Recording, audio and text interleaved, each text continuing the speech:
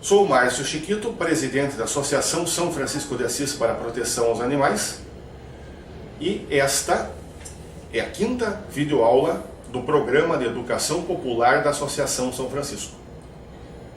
Na minha aula anterior, eu falei alguma coisa sobre os veterinários precisarem estar de alerta para não se deixarem tornar profissionais executores, em vez de assumir seu lugar como planejadores e elite intelectual da nação.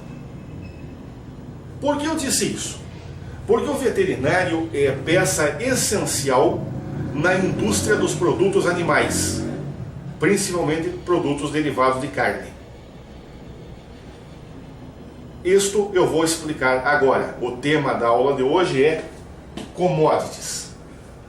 O que são commodities? São quaisquer mercadorias comercializadas a granel com um determinado padrão de qualidade sem olhar a procedência. Minério de ferro, manganês, carne, soja, o que for.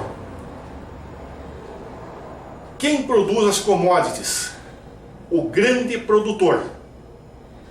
Porque o pequeno produtor põe no mercado o produto valorizado. E o grande produtor pode colocar no mercado o produto barato. Onde é que tem para comprar commodities? Tem aqui no Bar do Douglas? Não. Commodities são negociadas geralmente em bolsas, por financeiros de alto coturno, chamados traders de commodities. Quem produz commodities vai produzir para todos os séculos dos séculos? Não.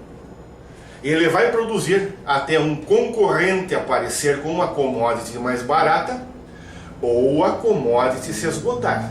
Exemplo, União Soviética era o maior exportador de manganês do mundo. A Rússia putinista hoje anda atrás de manganês no mundo inteiro. As reservas se esgotaram. A economia brasileira, como todos vocês se lembram do colégio, ela é baseada em ciclos. Ciclo da cana-de-açúcar, ciclo do couro, ciclo do café, ciclo da borracha, ciclo disso, ciclo daquilo. O que são esses ciclos? São períodos em que o Brasil colocou uma commodity no mercado, isso fez entrar dinheiro na nação e de repente a commodity se esgotou ou um concorrente apareceu e o ciclo acabou. Uns poucos enriqueceram, a maioria do povo não se beneficiou e o término do ciclo gerou uma crise social. Desemprego, fome, miséria, animais abandonados também, porque isso vem tudo no séquito de uma crise.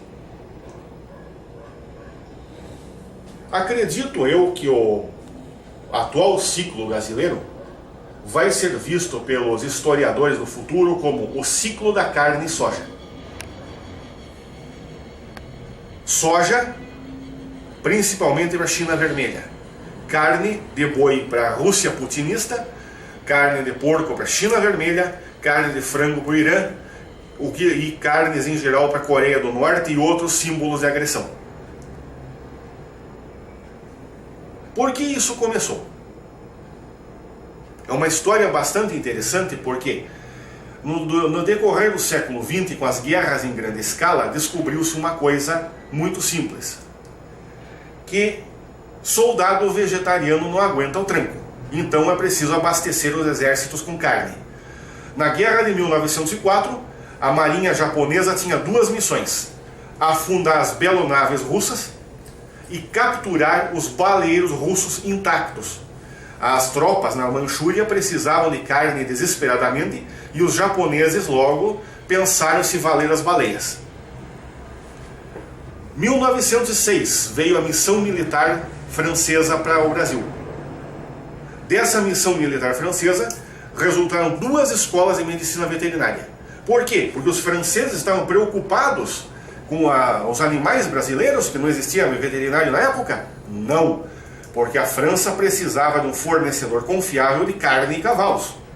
Eles só vieram defender o interesse deles.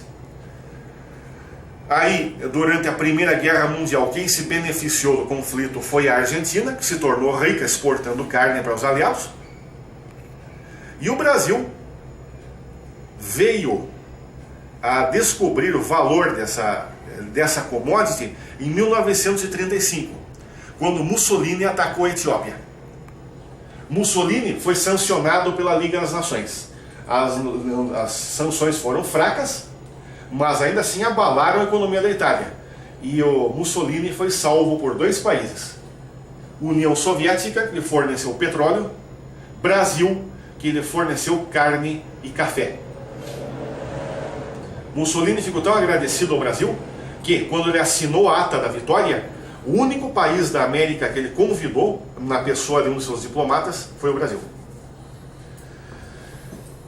Nos anos 1930, o Hitler era o principal parceiro comercial do Brasil.